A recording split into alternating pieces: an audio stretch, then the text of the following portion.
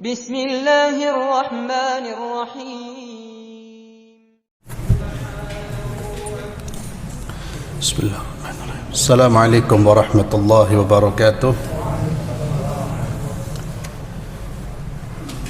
Innal hamdalillah nahmaduhu wa nasta'inuhu wa nastaghfiruh wa na'udzu billahi min shururi anfusina wa min sayyiati a'malina. من يهده الله فلا مضل له ومن يضلل فلا هادي له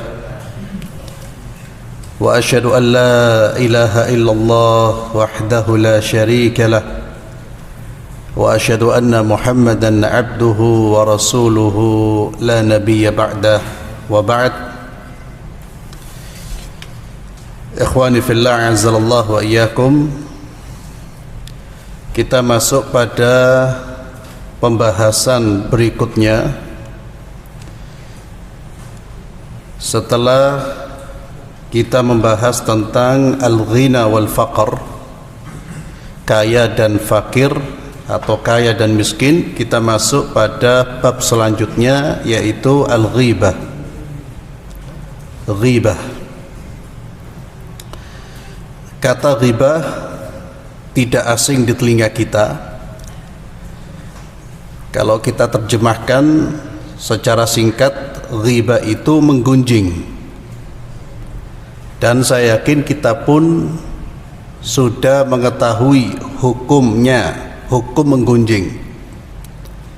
Namun dalam prakteknya memang kita masih susah, masih sulit untuk menghindarkan diri dari ghibah. Dan itulah kelemahan kita. Terkadang kita memahami bahwa perbuatan ini haram, tapi kita masih tetap melakukan perbuatan tersebut. Ghibah yang artinya menggunjing itu jika didefinisikan lebih jelas, lebih gamblang, adalah menceritakan seseorang dengan sesuatu yang tidak dia senangi kepada saudaranya di saat orang itu tidak ada. Atau bahasa Rasulullah SAW, dzikruka akhaka bima yakrahu. Engkau menyebutkan tentang saudaramu yang tidak dia sukai kalau itu diomongkan dan dia tidak ada di tempat. Itu namanya ghibah. Kalau orang yang bersangkutan di samping kita, dia mendengar ucapan kita, maka namanya bukan ghibah, bukan menggunjing, tapi mencela atau membuka aib atau membongkar aib. Tapi kalau orang yang bersangkutan tidak ada dan yang dibicarakan sesuatu yang tidak dia sukai, dia tidak senang kalau hal tersebut dibicarakan, menyangkut kepribadiannya atau dosanya, maka itu disebut ghibah. Kita membicarakan aib saudara kita. Aib itu bisa dalam arti kekurangan atau ketidaksempurnaan dalam fisiknya, atau aib itu bisa perbuatan buruknya. Ketika kita membicarakan ini, membicarakan aib saudara kita, baik yang berkaitan dengan kekurangan fisik atau keburukan sikap dan perbuatan, dan orang yang bersangkutan tidak ada, maka kita sedang menggunjing. Ya, salam. Maka kita sedang menggunjing, kita sedang berbuat ghibah. Jadi apa yang tidak dia senangi kalau itu dibicarakan, apapun, pokoknya tidak disenangi sama dia. Ya. Maka kalau kita membicarakan hal-hal yang disenangi saudara kita, dia tidak ada di tempat, tapi hal-hal tersebut tidak bukan sesuatu yang dibenci, maka ini bukan ghibah. Ya. Kita membicarakan prestasi saudara kita atau kebaikan saudara kita, maka itu bukan ghibah. Dan ghibah termasuk salah satu dosa, bahkan ulama mengategorikan sebagai dosa besar. Dan dosa besar ini bisa berlipat-lipat, bisa membesar lebih besar jika orang-orang yang digunjing itu orang-orang mulia, orang-orang baik.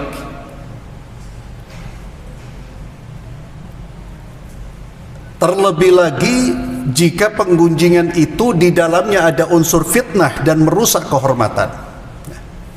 Kita menggunjing orang yang tidak baik saja gak boleh, apalagi orang yang baik kemudian kita bicarakan sesuatu yang buruk mengenainya, dan sesuatu buruk itu tidak ada pada dirinya. Maka ini juga termasuk buhtan, perbuatan dusta. Terlebih lagi, jadi dosa ghibah itu bertingkat-tingkat, tergantung siapa yang kita bicarakan, apa dampaknya, apa efeknya. Tapi secara umum ghibah itu termasuk dosa besar. Kenapa para ulama mengategorikan sebagai dosa besar? Karena Allah Azza wa Jalla memberikan ancaman kepada orang-orang yang berbuat ghibah. Dan Nabi SAW menyebutkan sanksi yang jelas bagi orang-orang yang suka ghibah. Karena di antara salah satu definisi dosa besar itu adalah dosa yang sanksinya itu dijelaskan oleh Allah dan Rasulnya, baik sanksi di dunia atau sanksi di akhirat. Siapa yang berbuat ini maka dia akan disiksa oleh Allah, siapa yang berbuat ini maka dia akan diazab. Maka perbuatan ini termasuk dosa besar. Biasanya lawan dari dosa besar itu dosa kecil, larangan tapi tidak disebut sanksinya. Ya, itu biasanya dikategorikan sebagai dosa kecil. Di dalam Al-Quranul Karim Allah Subhanahu wa ta'ala berfirman, a'udzu billahi minasyaitonir rajim, wa may yaksib khati'atan aw ithman thumma yarmi bihi bari'an faqad ihtamala buhtanan wa ithman mubina. Dan barang siapa yang mengerjakan kesalahan atau perbuatan dosa kemudian dituduhkannya kepada orang yang tidak bersalah, maka sesungguhnya ia telah berbuat suatu kebohongan dan dosa yang nyata. Dia yang melakukan tindakan kezaliman, tapi dia menuduh korban sebagai pelaku kezaliman. Dia lemparkan tuduhan ini kepada orang lain, orang ini akan menghadap Allah dengan memikul dosa buhtan, kebohongan, wa ithman mubina, dan dia telah membawa dosa yang sangat jelas, yang sangat nyata. Orang yang melemparkan tuduhan perbuatan buruk kepada orang lain padahal dia sendiri yang melakukan. Dan ini perilakunya para pengecut, perilakunya orang-orang yang tidak punya jiwa kesatria. Berbuat salah dia tidak mau disalahkan, justru dia melempar kesalahan itu kepada orang lain, apalagi yang disalahkan itu sebetulnya korban. Ini berat sekali saksinya di hadapan Allah Subhanahu wa ta'ala. Demikian pula ma'asyiral muslimin, orang-orang yang menggunjing saudaranya, apalagi dia menggunjing saudaranya dan di situ dia juga menambahkan kebohongan-kebohongan tentang saudaranya. Ini juga berat sekali. Dan ingat, sebagaimana yang sering kita dengar, yang sering kita sampaikan, bahwa dosa kalau itu berkaitan dengan haknya manusia, dengan manusia, itu tidak cukup kita beristighfar kepada Allah Subhanahu wa ta'ala. Kita harus meminta maaf kepada yang bersangkutan. Kita harus meminta maaf kepada yang bersangkutan. Kemudian Allah Subhanahu wa ta'ala firman, ya ayyuhalladzina amanu ijtanibu katsiran minadh-dhann inna ba'dadh-dhanni itsm. Wahai orang-orang yang beriman, jauhilah banyak dari prasangka. Jauhilah kebanyakan dari prasangka. Karena sebagian prasangka itu adalah dosa. Yang dimaksud prasangka di sini adalah su'udzan li akhihi, berburuk sangka kepada saudaranya. Kata Allah, jauhilah. ada prasangka yang diperbolehkan. Apa itu? Husnudzan, berbaik sangka. Justru itu yang didorong, justru itu yang diajarkan dan diperintahkan. Lihat saudaranya, umpamanya saudaranya datang pengajian telat. Orang mukmin hatinya bersih, dia husnudzan. Oh, mungkin ada penghalang di jalan tadi. Oh, mungkin tadi dia kehujanan. Oh, mungkin bannya bocor. Itu hati orang beriman. Tapi hati orang-orang yang kotor, iki males wong iki. Ya. Iki wong waduh wis lek pengajian telat iki lek yuk kul awal. Ha, terus dawa omongannya. Seneng dia. Prasangka buruk, ghibah keluar. Melihat satu keadaan itu sudah menimbulkan banyak dosa. Itu tergantung ini. Kata Allah, jauhilah. Kalau tidak ada bukti keburukan, bukti dia bersalah, jangan disalahkan. Maka Islam itu juga menganut prinsip seperti hukum. Ya, dalam dunia hukum itu ada praduga tidak bersalah. Kalau orang belum bersalah, jangan disalahkan. Bahkan kita Muslim disuruh dituntut untuk berhusnudzan, mencari-cari alasan untuk tidak menyalahkan dia kalau belum terbukti salah. Jangan belum terbukti salah sudah dituduh bersalah. Itu bukan ajaran Islam. Jadi kita disuruh untuk mencari alasan-alasan untuk menghindarkan dia dari tuduhan bersalah selama belum terbukti. Maka ada ungkapan para ulama yang mengatakan orang mukmin itu selalu mencari-cari celah untuk membebaskan saudaranya agar tidak menjadi bahan omongan atau bahan tuduhan. Dia mencari celah, oh mungkin gini, oh mungkin, sehingga dia tidak menuduh saudaranya. Tapi orang munafik dia justru akan mencari alasan untuk menghantam saudaranya. Dia belum tentu bersalah, tapi sudah kemudian dia salahkan, dia sebarluaskan, senang dia. Itu tanda-tanda orang terkena penyakit kemunafikan. Ya. Dan ini biasanya terjadi ma'asyiral muslimin, mohon maaf, terjadi di tengah-tengah kita, bahkan di tengah-tengah komunitas jamaah pengajian.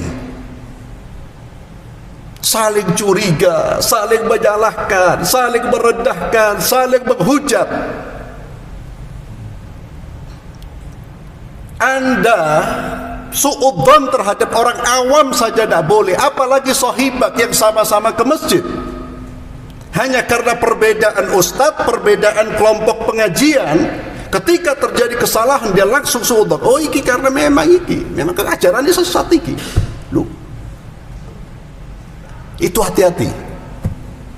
Kalau kita ngaji, ternyata ilmu yang kita dapatkan membuat kita saling menjatuhkan, menghina, wallahi ada salah dengan apa yang kita pelajari. Bertaubat itu perlu dikoreksi. Perlu dikoreksi. Kalau antum ngaji terus semakin sama orang semakin kaku, semakin keras, melihat orang gampang menyesatkan, oh itu berbahaya. Itu perlu dievaluasi, perlu dikaji ulang. Hadisnya hadisnya benar, tapi penjelasannya yang keliru. Allah mengatakan ijtanibu katsiran minadh-dhann, dan Allah menyuruh kita kepada siapapun, dhan, jauhi. Ya. Jangan, bahkan ikhwani fillah, bahkan termasuk dengan orang-orang yang berseberangan mungkin secara politik dengan kita. Orang muslim selalu bersikap benar terhadap lawan, apalagi kawan. Berbeda dengan orang munafik, dia akan bersikap tidak adil. Lawan dia hantam, kawan dia rangkul sekalipun kawan itu bersalah. Muslim tidak. Dia selalu berpegang dengan, bahkan dengan lawan politiknya umpamanya, karena kita hidup dalam dunia politik dan memang terlihat sekali bagaimana keterbelahan di antara kita, saya bicara antar sama muslim, antar sama kita jamaah pengajian kadang-kadang. Maka jangan pernah menggunakan parameter yang tidak syar'i dalam segala urusan. termasuk dalam menilai saudara kita. Ijtanibu katsiran minadh-dhann, kata Allah. Ini perintah Allah Subhanahu wa taala. Wala tajassasu. Jangan mencari-cari kesalahan. Kesalahan itu jangan dicari-cari. Kesalahan itu harus kita perbaiki ketika memang nampak kesalahan itu di depan kita. Kalau belum nampak, jangan tajassus. Wala tajassasu wala yaghtab ba'dukum ba'dha. Dan janganlah kalian saling menggunjing. Dan ini dikatakan, sebagian ulama mengatakan orang menggunjing itu dimulai dari dhon, dari prasangka buruk, kemudian meningkat kepada tajassus, kemudian sampai dia melakukan penggunjingan. Ayuhibbu ahadukum ayyakula lahma akhihi maitan fakarihtumu. Coba perhatikan bagaimana Allah menggambarkan menggunjing itu seperti apa? Memakan daging, memakan bangkai saudaranya sendiri. Fakarihtumu. Tidak ada orang suka makan bangkai saudaranya. Jangankan daging bangkai, daging seger pun kalau itu daging yang menungso, siapa yang doyan? Kecuali kanibal. Tidak ada orang yang suka, menjijikkan, perbuatan yang kotor. Ini yang diingatkan oleh para da'i, oleh sebagian da'i yang mengatakan banyak kaum muslimin yang tidak makan daging babi, tapi dia makan daging saudaranya sendiri, dan itu lebih dahsyat. Da'yukul, anti dia dengan barang haram, dan itu memang kewajiban, tapi sangat disayangkan mulutnya ternyata dengan lahap memakan daging-daging saudaranya sendiri, merusak kehormatan mereka, mencelah mereka, menjatuhkan mereka. Hati-hati, daging babi harus kita hindari, daging saudara kita juga haram kita sentuh, kehormatan mereka haram kita sentuh. Wattaqullah, kemudian Allah ingatkan, bertakwalah kalian kepada Allah. Innallaha tawwabur rahim, sesungguhnya Allah maha penerima taubat lagi maha penyayang. Penyebutan Allah maha penerima taubat di akhir ayat ini merupakan ajakan bagi kita untuk bertaubat, terutama orang-orang yang sudah kadung, dulunya pernah prasangka buruk, orang-orang yang dulunya pernah melakukan perbuatan tajassus, orang-orang yang dulu pernah melakukan perbuatan ghibah. Bertaubatlah kepada Allah sebelum datang kematian, di mana pintu taubat itu sudah ditutup oleh Allah Subhanahu wa taala. Wattaqullah, kata Allah, bertakwalah kamu kepada Allah. Maka ketakwaan itu selain kita menjaga khamsa salawat, selain kita menjaga salat 5 waktu, ketakwaan itu juga kita menjaga lisan. Ketakwaan itu juga menjaga hati. Ketakwaan itu juga menjaga fikiran, tidak berburuk sangka kepada saudara-saudaranya. Itu juga bagian dari ketakwaan kepada Allah Subhanahu wa taala. Wattaqullah, kata Allah. Innallaha tawwabur rahim. Kemudian Allah Subhanahu wa taala firman, wailul likulli humazatil lumazah. Kecelakaanlah bagi setiap pengumpat lagi pencela. Ini ada beberapa penafsiran humaza, lumaza, pengumpat dan pencela. Ada menafsirkan bahwa yang satu mengumpat dengan lisannya, yang satu mengumpat dengan gerak-geriknya. Semuanya tercela. Mengumpat dengan gerak-gerik itu dengan isyarat tubuhnya. Umpamanya kita mengolok-olok orang, umpamanya orang-orang yang tidak bisa melihat, lalu kita beri isyarat dengan mata kita untuk mengumpat, atau dengan isyarat-isyarat yang lain yang tujuannya adalah mencela, yang tujuannya adalah menghina. Wailun, celaka bagi orang-orang seperti ini. Maka sikap, akhlak itu juga harus kita jaga. Kemudian di dalam hadis Nabi SAW, beliau bersabda, beliau bertanya kepada para sahabatnya, atadruna mal ghibah, kalian tahu apa itu ghibah? Dan ini salah satu cara kita menyampaikan nasihat, menyampaikan pesan, itu salah satu metodenya bisa dengan tanya jawab. Ya, pernah saya uraikan. Pentingnya kita memulai dengan pertanyaan. Jadi ketika kita ingin memberikan nasihat umpamanya kepada putra-putri kita, itu jangan hanya menggunakan satu metode saja, ceramah saja. Ya, walad dipanggil bla bla bla bla bla bla bla bla. Bisa kita gunakan metode yang lain dengan membuat pertanyaan. Bertanya kepada mereka, ya waladi, kamu tahu gak? Ya, diajak diskusi. Dan metode bertanya ini merupakan metode yang paling baik dibandingkan dengan hanya sekedar menjelaskan.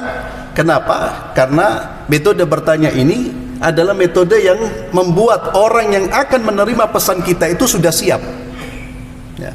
Fikirannya sudah siap, dia mempersiapkan diri. Dari mana? Dari pertanyaan. Ketika kita bertanya, maka dia berpikir. Fikirannya, hatinya dia himpun, sudah dia tujukan untuk menjawab ini. Ini lebih masuk dibandingkan orang yang kita nggak tahu kesiapannya langsung kita beri nasihat. Ya. Itu bisa mental, bisa dia terima tapi pikirannya gerambiang, kemana-mana. Ya. Maka ajak diskusi anak kita, mungkin kita ingin memberi pesan apa, diajak untuk bicara. Ya, dibuat pertanyaan terlebih dahulu. Nah, kalau seandainya kayak gini apa? Ya. Oh gini, nah, baru di situ kita masuk. Dan itu salah satu metode yang dipakai oleh Nabi kita Muhammad SAW. Jadi terkadang Nabi ingin menyampaikan pesan riba itu buruk, tidak langsung. Ya ashabi, ayyuhal mu'minun, Allah telah mengharamkan riba. Riba itu lah. Nabi bertanya dulu, atadruna malil riba?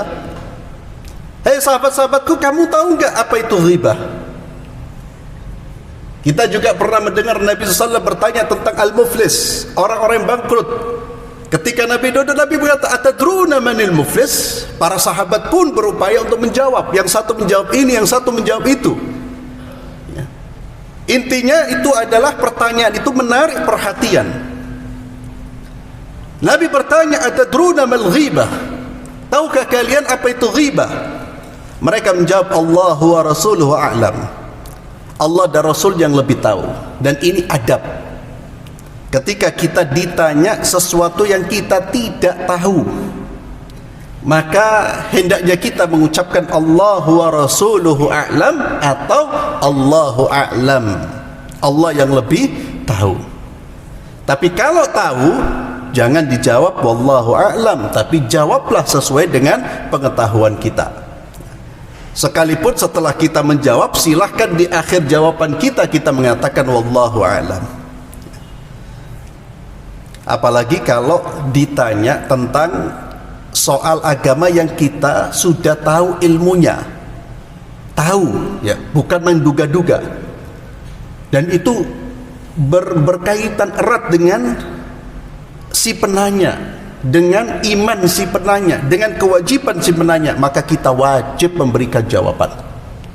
Karena Nabi SAW bersabda, man su'ila an ilmin fakatamahu uljima yawmal qiyamati bilijam minan nar.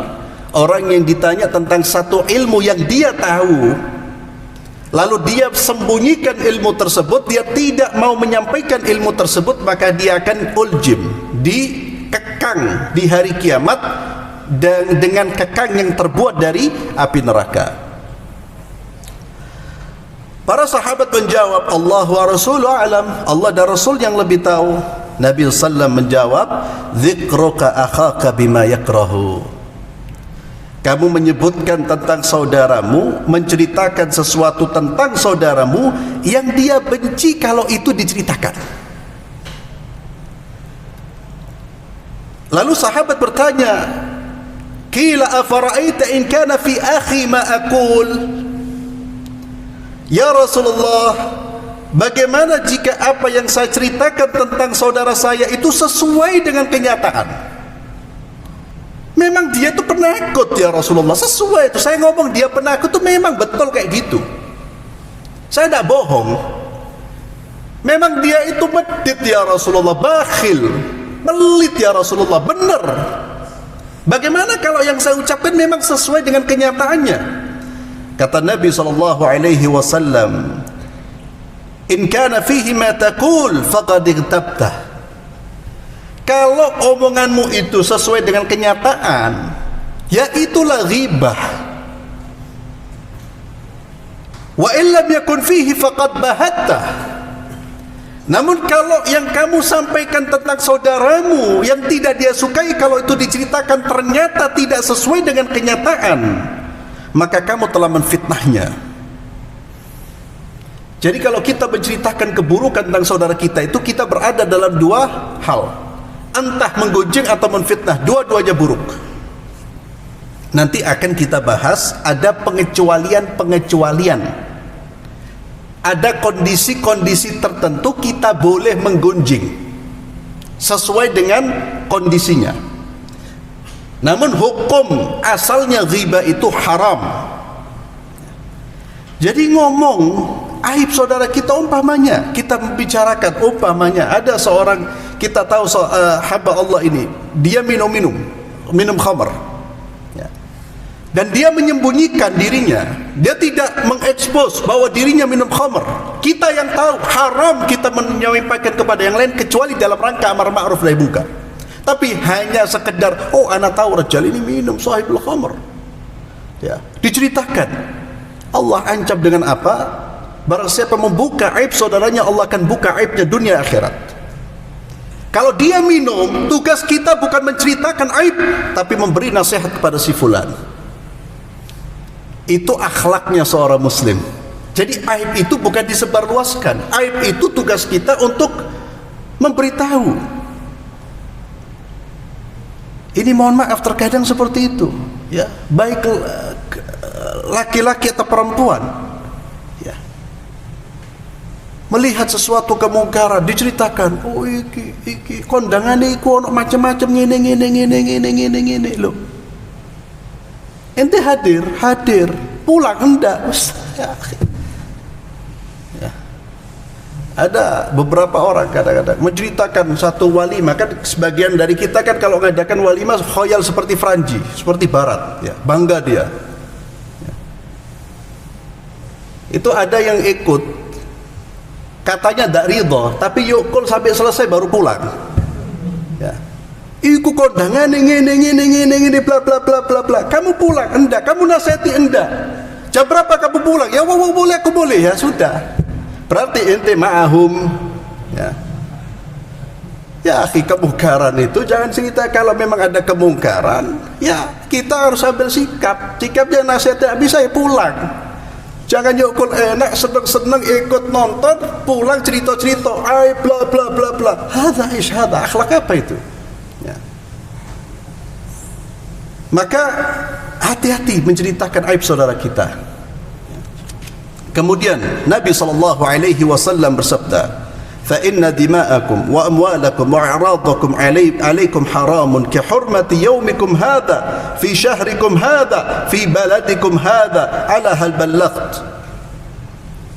Kata Nabi SAW di peristiwa Hajjatul Wada', haji pertama dan terakhir Nabi SAW yang disebut dengan Hajjatul Wada', haji perpisahan. Karena kemudian setelah itu Nabi SAW dipanggil oleh Allah Subhanahu wa Ta'ala. Di antara pesan terakhir beliau, ya, termasuk pesan-pesan akhir beliau kumpulkan di hadapan seluruh kaum muslimin.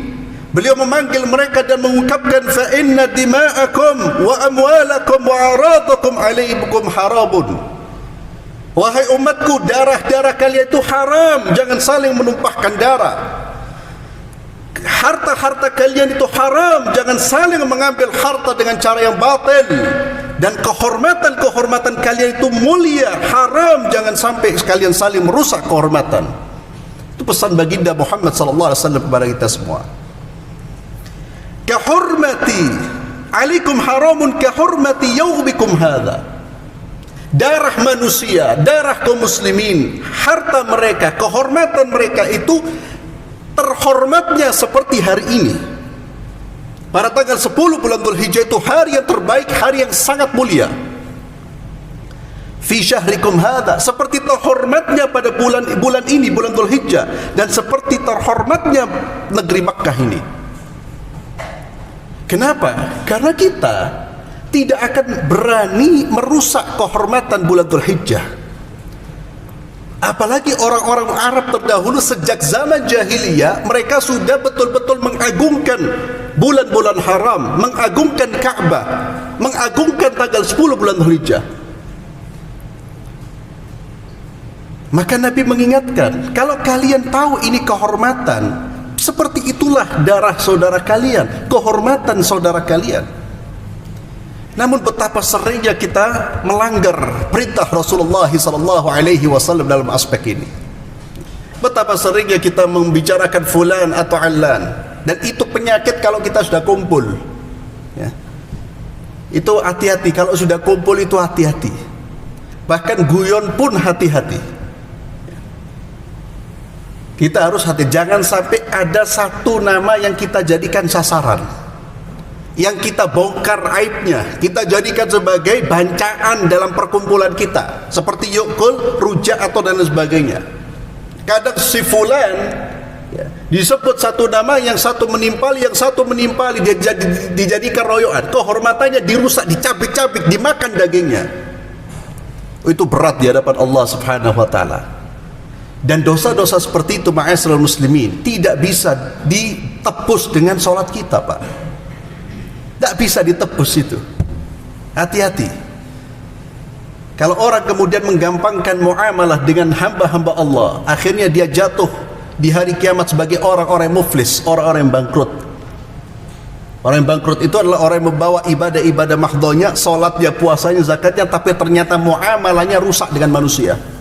Ya, lisannya, tangannya, kedudukannya, jabatannya tidak dia gunakan untuk kemaslahatan, justru dia jadikan sarana sebagai berbuat zalim. Habis amal-amal kebaikan dia.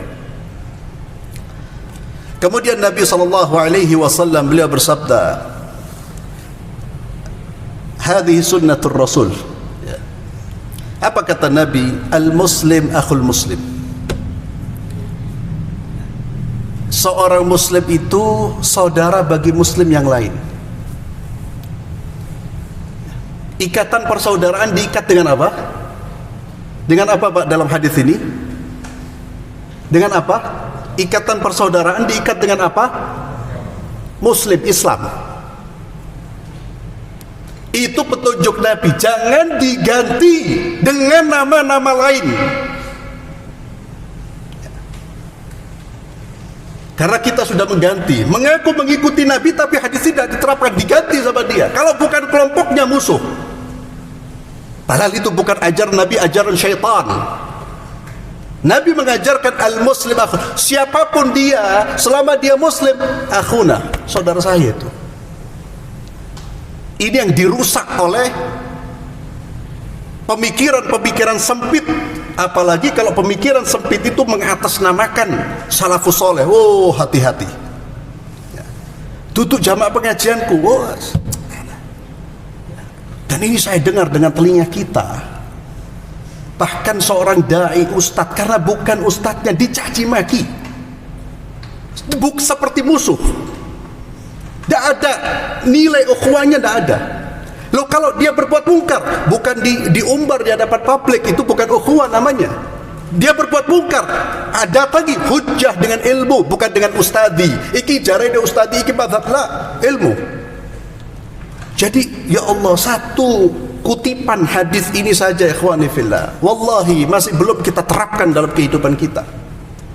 Di mana ukhuwah di antara kita? Ukhuwah sekarang bukan atas dasar keislaman, atas dasar apa? Kelompok, atas dasar afiliasi kepada ustadz tertentu, kepada syekh tertentu. Saya punya bukti luar biasa itu. Yang ini mengikuti syekh fulan, mencaci pop, padahal akidahnya sama, ibadahnya sama, kesamaannya 99,9%. Perbedaannya hanya dalam beberapa gelintir, saling menghujat, khatar, bahaya. Padahal Nabi SAW mengatakan al-muslim akhul muslim. Naam, ukhuwah itu bukan berarti kita mendiamkan kemungkaran lah. Sekalipun bersaudara kita, kemungkaran kita nasihati, tapi dengan cara-cara seorang saudara memberikan nasihat kepada saudaranya. Itulah nilai ukhuwah. Kalau antum menjatuhkan, apalagi di depan Di dunia global seperti ini, ketika antum menjatuhkan saudara antum, dilihat oleh siapa? Musuh-musuh Allah. Ini dunia global, Pak. Semua orang bisa melihat. Dunia ini sekarang seperti orang mengatakan satu Korea, satu desa. Orang bisa saling melihat. Begitu senengnya orang kafir itu kalau kita gontok-gontokan. Itulah mengapa nasihat itu kalau dianjurkan untuk disembunyikan antar orang-orang itu. Nabi SAW mengatakan, apa kemudian kata Nabi SAW? Kalau muslim dengan muslim itu saling bersaudara, la yakhunu, janganlah dia mengkhianati saudaranya. Pengkhianatan itu adalah hal yang bertolak belakang dengan prinsip ukhuwah. Wala yakdzibuhu, dan janganlah dia membohongi saudaranya. Ya. Allah, berapa kali kita bohongi saudara kita? Ya. Hati-hati. Wala yakdzibuhu wala yakhdhuluhu, dan jangan membiarkan saudara kita terzalimi padahal kita mampu untuk membantu. Siapa? Muslim, Pak. Jangan lihat pakaiannya. Muslim, dia muslim. Nah, dia punya hak-hak seperti ini.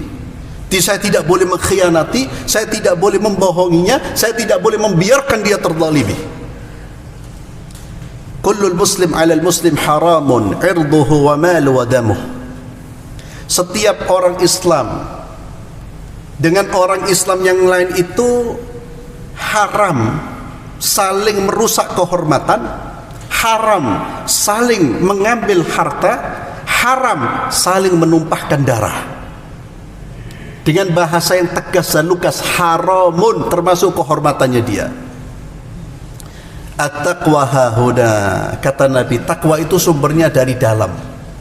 Ya. Ketakwaan itu sumbernya dari dalam. Ketakwaan hakiki itu ketakwaan yang berasal dari dalam, terlihat dalam penampilan.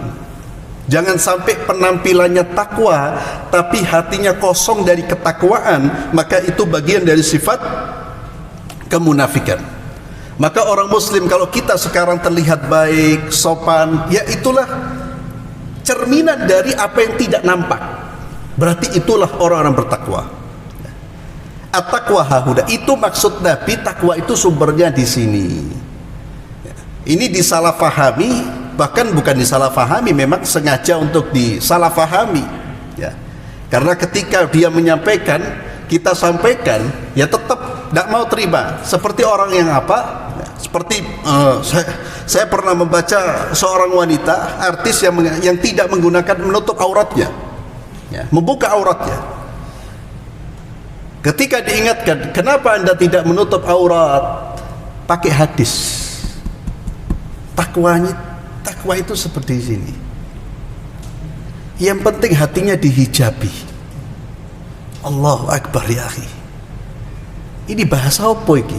Yang penting tubuhnya tidak perlu dihijabi, yang penting hatinya dihijabi. Ya akhi, hati terhijab justru kafir antum. Jangan dihijabi hati itu. Ya. Itu ngawur. Sudah dosa. Orang kalau sudah berbuat dosa itu, agar ringan dosanya, ngakui. Ya na'am iki dosa, saya berbuat dosa dan saya akan perbaiki. Daripada kemudian dia mencari celah, mencari bahkan hadis-hadis, ayat-ayat untuk mendukung perbuatan dosanya, berlipat-lipat dia melakukan perbuatan dosa.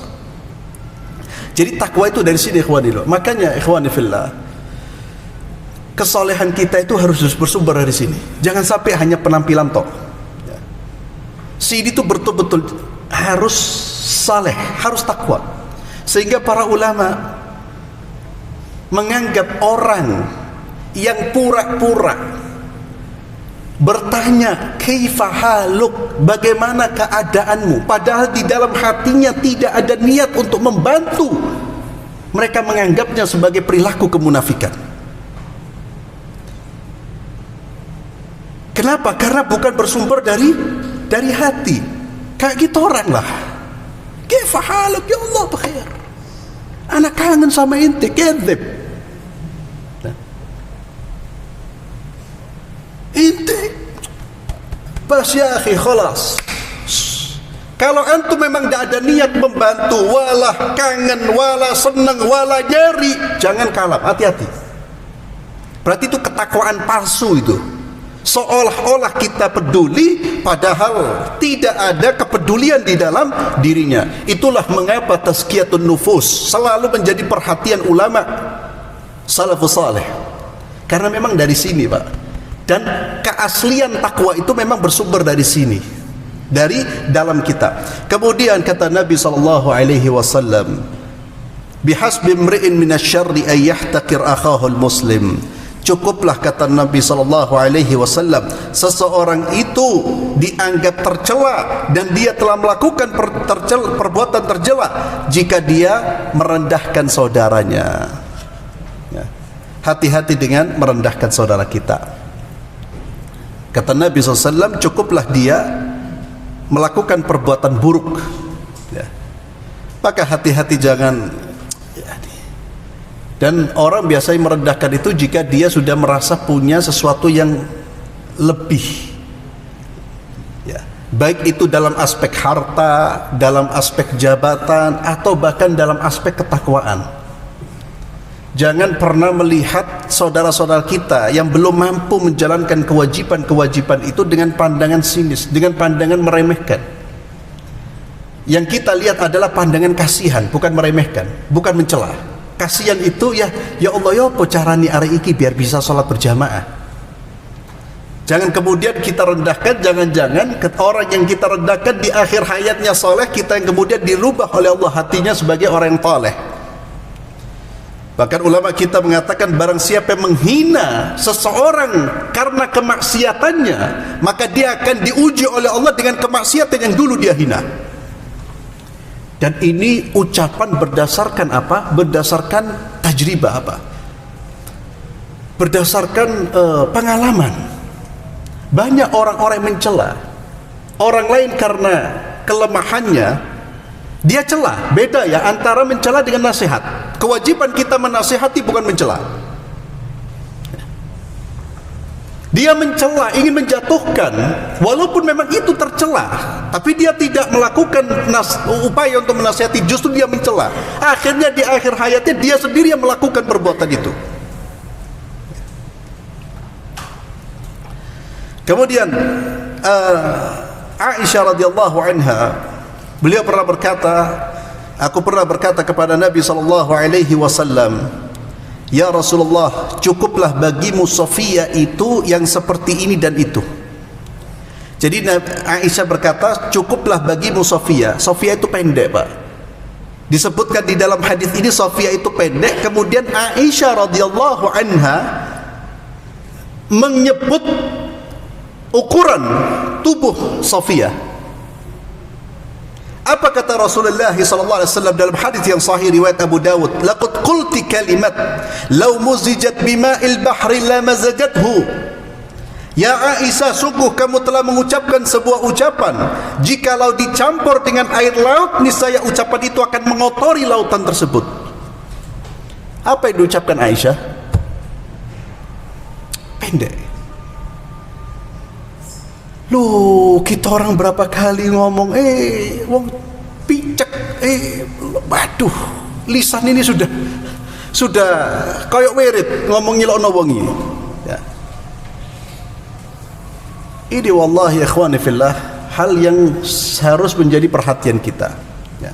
Antum silahkan membaca buku-buku tentang ulama-ulama salaf kita, bagaimana kehati-hatian mereka dalam menjaga lisan itu. Bahkan sampai dalam konteks mereka harus menilai, mencela, ibaratnya dalam dunia hadis itu menjarah. Ya.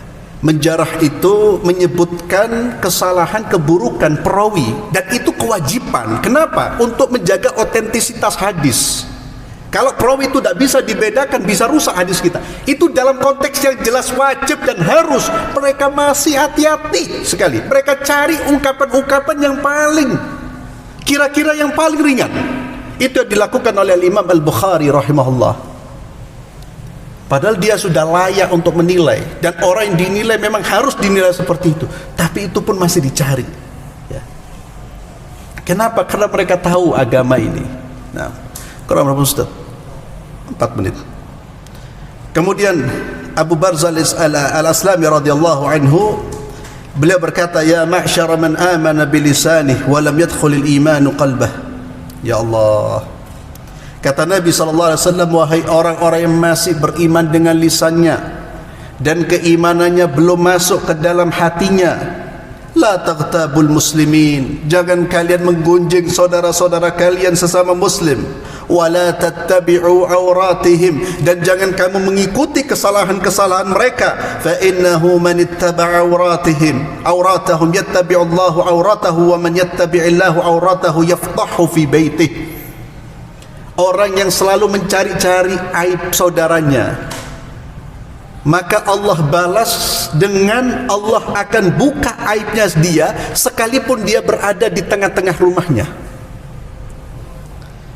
Maka inilah ungkapan yang diungkapkan oleh para ulama kita, ma'asyiral muslimin. Allah itu memperlakukan kita sebagaimana kita memperlakukan hamba-hamba Allah. Berdasarkan banyak hadis, Nabi SAW bersabda, wallahu fi aunil abdi ma kana al abdu fi auni akhi. Allah akan menolong seorang hamba yang selalu menolong saudaranya. Man satara musliman satarahu Allah yaumal qiyamah. Siapa yang menutup aib saudara sesama muslimnya, maka Allah akan tutup aibnya di hari kiamat. Allah akan memperlakukan kita sebagaimana kita memperlakukan hamba-hamba Allah. Hati-hati memperlakukan manusia. Nah, sebetulnya ada masih banyak beberapa pembahasan, namun di sini saya sampaikan sekilas tentang ada ghibah, perbuatan menggunjing yang diperbolehkan. Itu dalam konteks yang terbatas. Salah satunya adalah ketika seseorang melaporkan kejahatan orang lain kepada pihak yang memang bisa memberikan atau mencegah kejahatan tersebut. Itu boleh. Melaporkan kejahatan itu ghibah, tapi tujuannya untuk mencegah kejahatan, itu diperbolehkan. Yang kedua, diperbolehkan orang ghibah untuk bertanya, untuk mendapatkan kejelasan dari permasalahan yang harus dia selesaikan. Seperti seorang wanita di zaman Nabi tanya tentang suaminya yang super medit. Super medit itu sampai apa? Kewajiban, nafkah wajib saja tidak dikasih. Dia lapor kepada Nabi SAW. Dia mengatakan, ya Rasulullah, kalau saya ambil uangnya tanpa sepengetahuan dia untuk menutup kewajiban nafkah yang wajib, boleh kata Nabi. Ya. Tapi ini selalu saya tekankan kalau saya sampaikan di kalangan wanita. Kalau tidak dikasih nafkah wajib, ya, bukan untuk beli pulsa, beli HP, beli sepatu, oh haram, ya. Nafkah wajib. Dia lapor, dia ngomong kejelekan suaminya, boleh. Tapi kalau wanita ini lapornya bukan kepada Nabi, kepada kawan-kawannya, ghibah. Jadi diperbolehkan itu memang dalam rangka mencegah kejahatan, untuk mencari solusi dari sebuah masalah. Kemudian ghibah diperbolehkan ketika seseorang dimintai pendapat tentang seseorang yang akan menjadi umpamanya calon mantunya, calon istrinya. Karena ini urusan kehidupan yang panjang. Orang boleh menyampaikan, dan itu pun hanya sekadar keburukan yang memang berkaitan dengan rumah tangga. Saya tahu fulan ini nyabu, narkoba dia. Saya ditanya, ya fulan, ya Isa, antum tahu fulan? Gimana ini? Dia minta putri saya tahu sampai sekarang dia nyabu, overdosis, wala jamaah wala salat. Saya perlu sampaikan, ya akhi, setahu saya sampai detik ini dia seperti ini. Selesai. Jangan kemudian, oh arek khair, masya Allah, rejaliki khair, ternyata zuwat 2 hari firak. Nyabu lopo kemarin tak kau sampaikan, dah enak anak lah ya akhi. Ada urusan rumah tangga, ya, urusan hidup ini, urusan pasangan hidup ini. Anda boleh buka.